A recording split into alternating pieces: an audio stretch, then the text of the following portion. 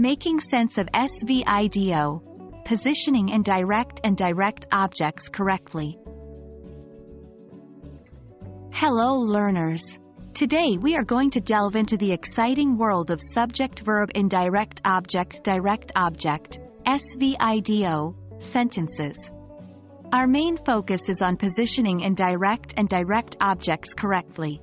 So, sit back, relax, and let's journey together into the realms of English sentence structure. The SVIDO pattern is quite common in English, and once you get the hang of it, you'll start noticing it everywhere. It stands for subject-verb indirect object direct object. To break it down, the subject is who or what the sentence is about. The verb is the action or state of being. The indirect object is who or what receives the action or is affected by the action. The direct object is who or what the action is directly acting upon. An example of this structure would be John, subject, gave, verb, Mary, indirect object, a book, direct object.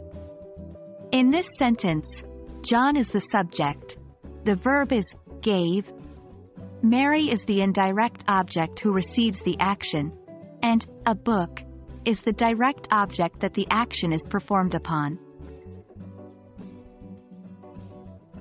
When constructing SVIDO sentences, it's vital to position the indirect and direct objects correctly.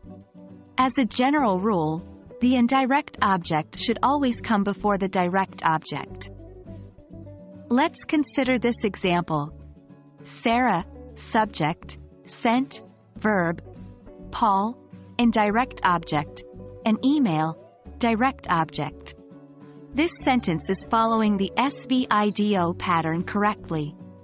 But if you said, Sarah sent an email Paul, it would not make sense because the direct object, an email, is incorrectly placed before the indirect object, Paul.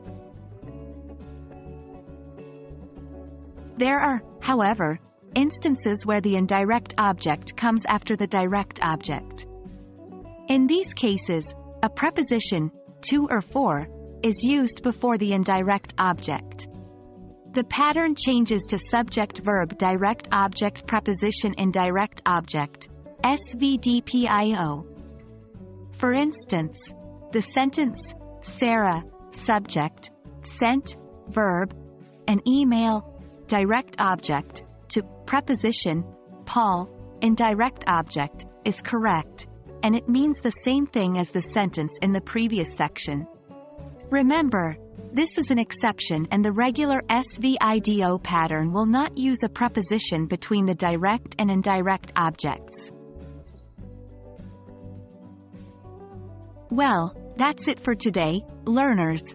We hope this video has been helpful in understanding the SVIDO sentence pattern and how to correctly position indirect and direct objects.